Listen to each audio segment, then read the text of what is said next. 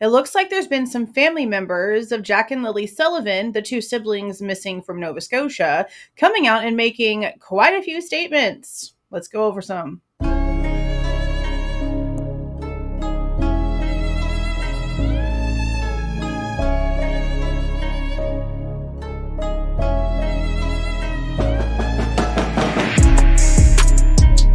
Hey guys, this is Jules with True Crime Reactions.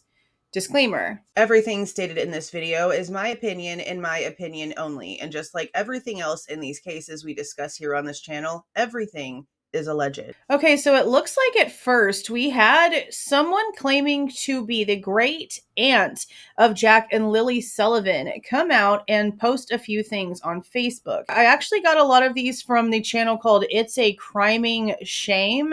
It also turns out that the biological father's mother has directly been contacting the girl who runs, or the woman who runs, the It's a Criming Shame channel. And there's some things that were clarified that we're going to go over as well. Honestly, the biggest one I think that we probably should get out the way is the fact that the Cody Lee Sullivan, whose information has been going around being connected to the kids as the biological father, according to the biological grandmother, that is not the right person. That's not even apparently the biological father's name. Now, the woman who goes by Belinda Gray is not telling us her son's name, the biological children's name, but she's claiming it's not the Cody Lee Sullivan that everyone has been discussing, and he has no background. The biological father of the children has no criminal background whatsoever. Now, I will say that this was mentioned with a tone that sort of makes one believe that the person who said it, for some reason, believes that someone needs a criminal background in order to be responsible for something. You only have a criminal background if you get caught doing something. So honestly, neither here nor there. It doesn't change the fact that there could be a possible link between the biological father and the two children that are missing. There's no explanation for anything. So honestly, any and everything is on the table, especially since one of the details that has come out is that they actually only lived 40 minutes away. The problem is that bio grandma, bio dad, the entire side of that family had no idea until they saw that the kids were missing on the news, and then they reached out to Malaya, the biological mother of the children who they were living with at the time that they disappeared, her and their stepfather Daniel, who, just side note, those two, Malaya and Daniel, also share a child, and there's a lot of things that get cleared up about that situation as well, but we'll get to that in a minute. Now, the great aunt that came out talking, her name on Facebook is Daphne Sullivan. From what I'm understanding, there's been a lot of hubbub going around with a certain YouTuber who tried to make this a very dramatic situation for really no reason whatsoever, and the biological grandmother came out and clarified that Daphne really is who she was saying that she is. So the biological grandmother that's coming out here and giving some details is the sister-in-law to Daphne Sullivan, who was one of the first ones out here being at least noticed, publicly speaking. Now, there was a lot of confusion about whenever we heard a story about Daniel going to try to visit the baby, and the Canadian version of CPS basically denying him the ability to see Meadow, again, the baby that the missing children's mother and the stepfather share together. Now, again, this is the biological father's mother that's coming out and sort of clarifying a few things. There's also a cousin of Daniel's, the stepfather, that comes out and gives another version of events. This one actually goes back to some text messages that were apparently from Daniel that were going around. It honestly matches up perfectly. And again, we'll get to that. There's been a lot going on and I've been a little MIA. So forgive me. I'm trying to catch up. Now, when it came to finding out that the children only lived 40 minutes away from the bio dad and the bio grandparents, it was a real shock because according to them, after Malaya got with Daniel, they kind of backed away from the bio dad and the bio dad's family. And according to them, before Daniel and Malaya got real serious, they had a communicative relationship. They didn't have any issues. So a lot of people are questioning what's up with that, especially with the way that the situation ended up happening, to to where the very next day, Malia and the baby are no longer there. They're no longer anywhere around the area where Jack and Lilly went missing. Now, there's been two different stories that came out about that. One of them was that there was some sort of argument between Daniel and Malia, and she ended up getting in an ambulance and leaving, and that was the last time that Daniel saw her. Another version was that Malia got into a big argument with a bunch of people on the property, or like the families actually got into a big argument on the property, and Daniel's mother kicked her and her family off of the property. The story that we're being told now, neither one of those honestly have anything to do with anything. There is a cousin that has come out now speaking, a cousin of the stepfather Daniel. Her name is Logan. According to her, it was her and her mother and one of the aunts that were getting into an argument, nothing to do with Malaya or Daniel. And Logan, this cousin, was going to be taking the baby until Malia's mother showed up. As soon as Malia's mother showed up, all of a sudden, the plans changed. There was no discussion. Malia just said, no, I'm not going over there. Neither is my baby. And they left with her mother. And like we've mentioned before, someone, her mom, is now answering her cell phone. So Malaya is not even allowed to answer her own cell phone. Her mother is doing it for her. There's a lot of, I don't know how to say it. There's just a vibe when it comes to the way that Malaya's mother is being described. We're just going to leave this alone for now. But the bio dad was apparently interrogated for a little over 4 hours. They're not giving any sort of indication that they suspect him of anything, at least nothing that anyone can tell at this point.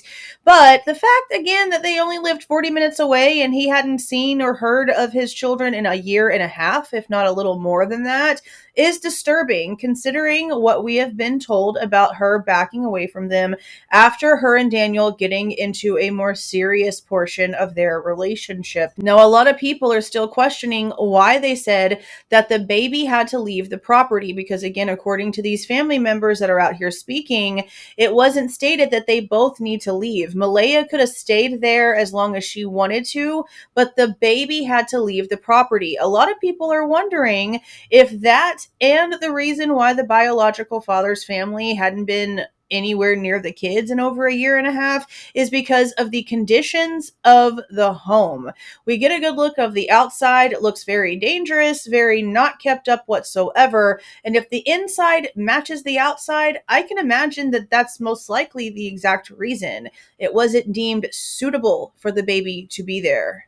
Something else coming out of this is that apparently around 6 o'clock in the morning, the mom called the school to let the school know that the kids were not going to be at school. Now, honestly, I don't really know if this means anything or not, because we have been told that Lily had a cough on Thursday and they didn't go to school. Her nor Jack went to school the previous day. Now, again, according to Belinda, the biological grandmother on the father's side, Daniel, the stepfather, has told her that Malaya, the mother, has obtained an attorney as of May 11th or the 12th. Now, right now, it is June the 4th. These kids were reported missing on Friday, May the 2nd. We are now past a month.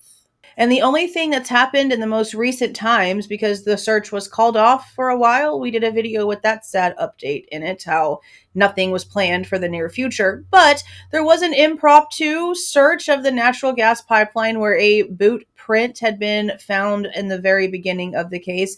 Again, something that we had originally talked about. Why they decided to go back and relook in that area, I'm not quite sure. Maybe we'll get to know more information about that, but unfortunately, it didn't populate any results. No more leads, nothing.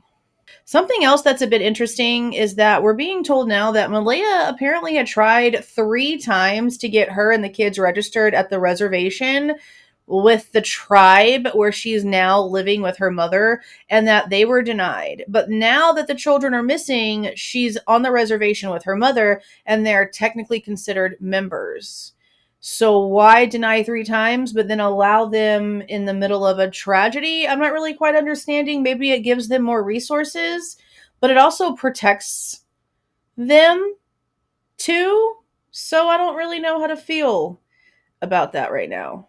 Now, I've mentioned a cousin of Daniel's named Logan, and again, the original plan was for the baby to go with Logan because they wanted the baby off the property, and that was in action. There was a discussion about Malaya going over there with them because Logan told her she was more than welcome to come along with the baby, and then all of a sudden, Malaya's mom popped up and everything completely changed. Well, also, according to Logan, my assumption was right about the reason why there would have been an issue with the baby being on the property. The inside of the house was just as bad as the outside. Logan saw it all. And that's why she was so willing to go ahead and take the baby so they can keep the baby in the family. But again, nothing. There's been no contact with Malaya and the baby whatsoever. And according to the cousin, whenever Daniel realized that she had deleted him basically completely out of their lives and blocked him on everything, he was genuinely shocked and surprised. Now, again, the text messages that are going around that are apparently from Daniel